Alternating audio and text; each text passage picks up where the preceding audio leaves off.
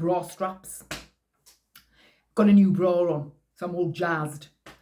Now, this is the Honest Fago here, with a bun in. I've done a bun, an ornamental bun in my hair.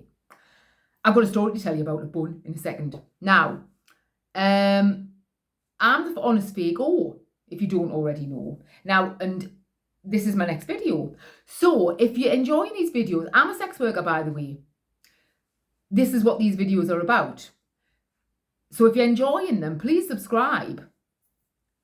I've got 176 subscribers now. I started from scratch just a few months ago. So I think that's all right. But I've got someone on the job now.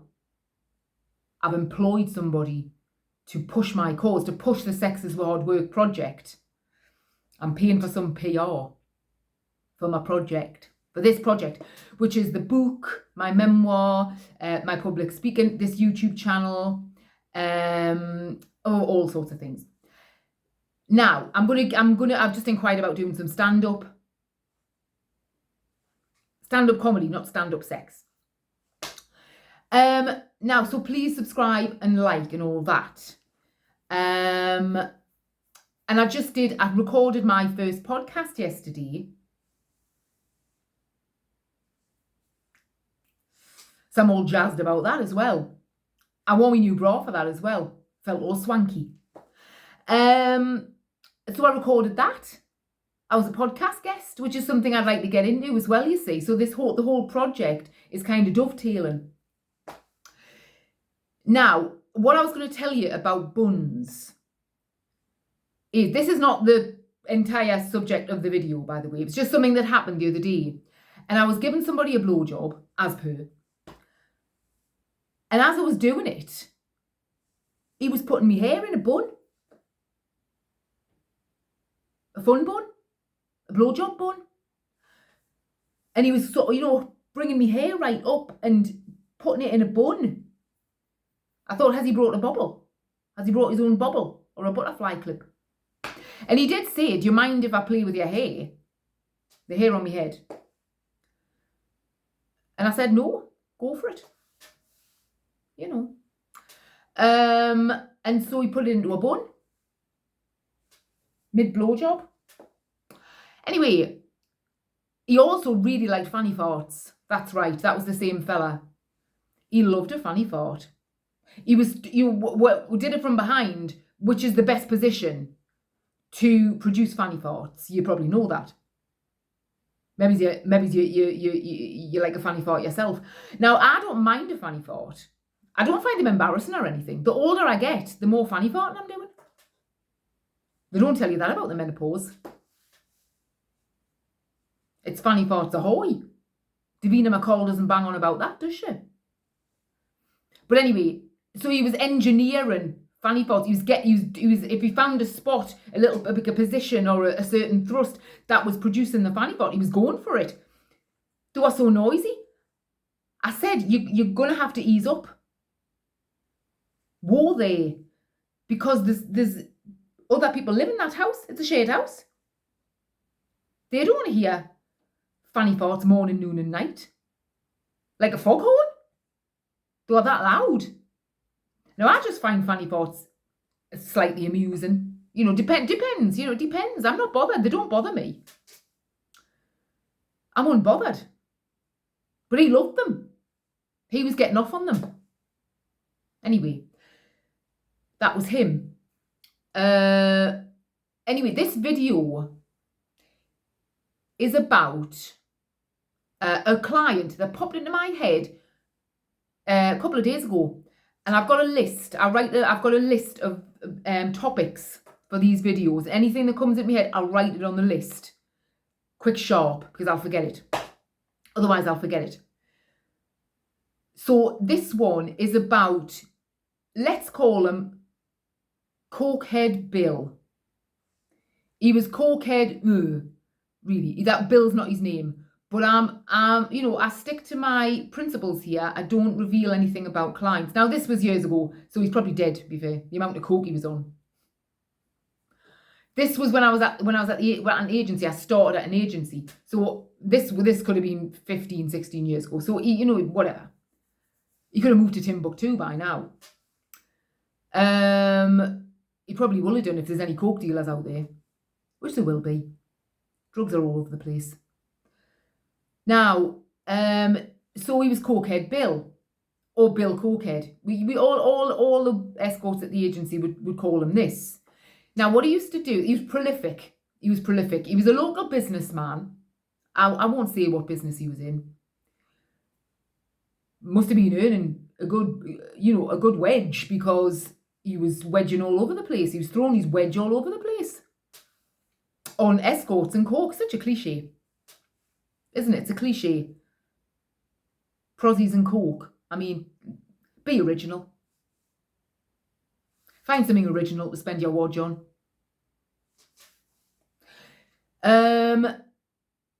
Now, but he was prolific. So it was always a Friday night, and you'd book on a Friday night. It was always like a regular as clockwork. Now, he used to have his favourites, you see, Cokehead Bill. And so I was his favourite at one point, but then you'd be his favourite for, I don't know, 2 or 3 months or whatever, and then he'd find another favourite. He liked big boobs, which I've got. So I was his favourite for a while. So what he used to do is, he would book you. You'd go out to the same hotel every time. Off his tits on coke. Walk into the room, there's that fug. Do you know what I mean by fug? Of someone who's been in a hotel room a long time and they've proper fugged it right up. Right? They're in a right fug. So he was sitting in a fug, doing coke. So, and he always just had his undies on, I think. I don't think I've ever saw him in clothes. He always just had his kecks on. A long time ago, so I'm trying to recall. Now, he was about, I don't know what he was, maybe he's like late 40s, early 50s, whatever he was. And absolutely hammered on coke. And he would have coke lying around the room and all that. I never partook, because I'm not interested. I'm absolutely not interested. I think it's silly. As I've said before in these videos, I'd rather have a cup of tea. Some Red Bush tea. If you haven't tried it, go and get yourself some. Aldi and Lidl. That's the best place to get it from in the UK. Well, Aldi and Lidl or German or whatever, aren't they? But whatever. That's what I'm saying. Get some Red Bush. Now, don't do Coke. Do Red Bush. It's naturally caffeine free. Coke's very expensive as well. Red Bush isn't. Now, so he was off his tits, and once you'd seen him, you knew the routine. It was a definite routine. You just used to walk into the hotel room, get your clothes off. He wasn't a talker. Do you know what I mean? He wasn't a raconteur. He was off his tits on coke, and you just walked into the fug, got your clothes off. You know, maybe say hello. How are you doing, Cokehead Bill? Didn't call him Cokehead Bill, just call him Bill. How are you doing, Bill? So you've got your kecks on. Nice to see those kecks again. Great. Now, and get your clothes off, get your tits out. He was a breast man, right? As well as a cokehead. So there you are. Now, so he would do, the thing is, say I love a cokehead, because they are determined that they are going to be like sexual dynamite sometime very soon. They can't manage anything, right? A hard-on is a long-forgotten dream. But they're determined that they're going to be a sexual dynamo, so they keep paying you, you see. They keep doling out the money to keep you there because, well, they're off their tits as well, and they're trying to it's pathetic, really. They're trying to mask something in their lives, aren't they? A big gaping hole in their life with prostitutes and coke. Silly. Now, this is where I fill holes with Jessica Fletcher. And I like a bit of Lovejoy. My favourite programmes are Jessica Fletcher, Murder, She Wrote, Lovejoy. And if you don't know Lovejoy, more fool you, Google them. Keeping Up Appearances, early 90s sitcom with Patricia Routledge, love her. What a performance in Keeping Up Appearances, hilarious. Great physical comedian, brilliant performance.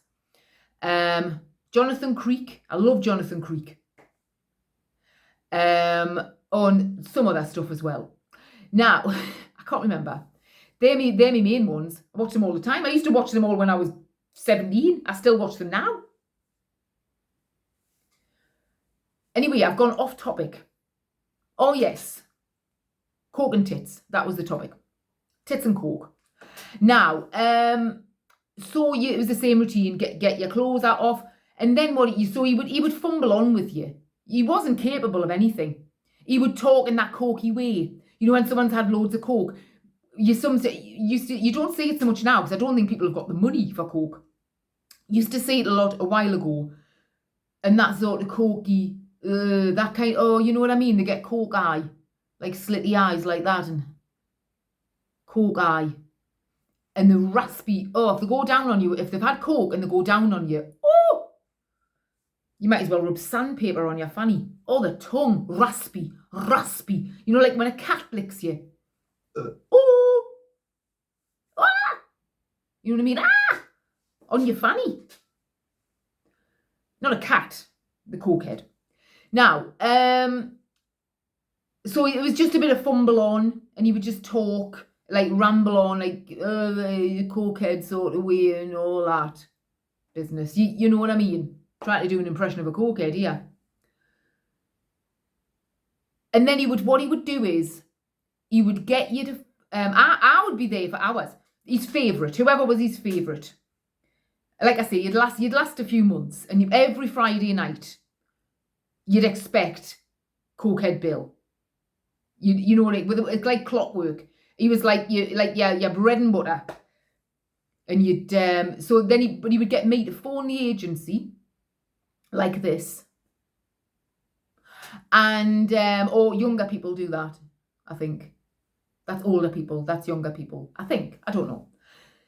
I could have made that up. And he would get me to phone the agency and say who's available to come out to this hotel for an hour.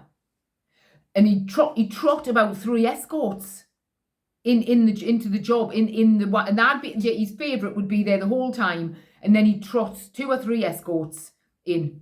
The money he must have been spending.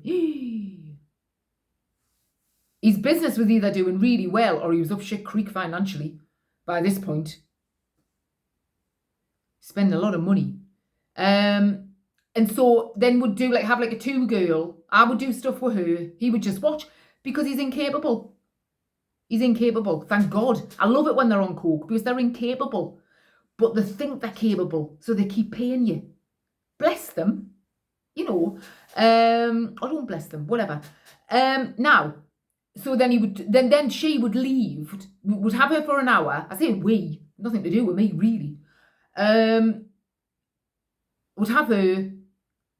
And then the minute she left, he was a right bitch. The minute she left, he'd bitch about her. Isn't that rude? He'd bitch about her. Get another one. Get me to ring the agency. Who's free at the minute? Can you send somebody else? Get another one. 2 or 3 through the night. Can't remember what time of night. I used to work a lot later. I mean, now I never work past 7. Can't be bothered. I want to be in bed with a book by 8:30. Definitely. Without fail.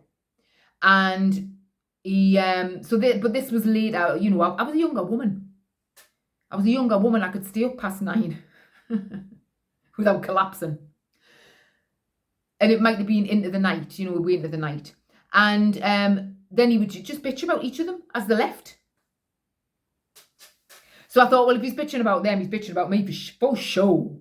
For show. But then somebody else would be his favourite. And then I'd be the one that he'd have in for the hour with the other favourite, you know what I mean? And then he'd bitch about me, no doubt, when I left the room. And that was that's Cokehead Bill for you. And that just popped into my head. I never thought about him for years, and I don't know why. I don't know why he popped into my head. And then he just stopped booking, I think. He probably died of excess coke. I don't know. Whatever you die of if you've had too much coke. Your head explodes. I imagine the head could explode, I would imagine, if you have a lot of coke. It's that kind of thing, isn't it? Like his head swelled up and he farted and he exploded the flaming hotel. Something like that. And that's Cokehead Bill. So just a little story from my past there. So fingers crossed for this podcast. I don't know when it's going out. I've got somebody sorting out my social media and everything. Oh yes, I'm getting very professional. So fingers crossed for that, because it's costing us a lot of money. And that's it. So I hope you've enjoyed that little instalment. Goodbye.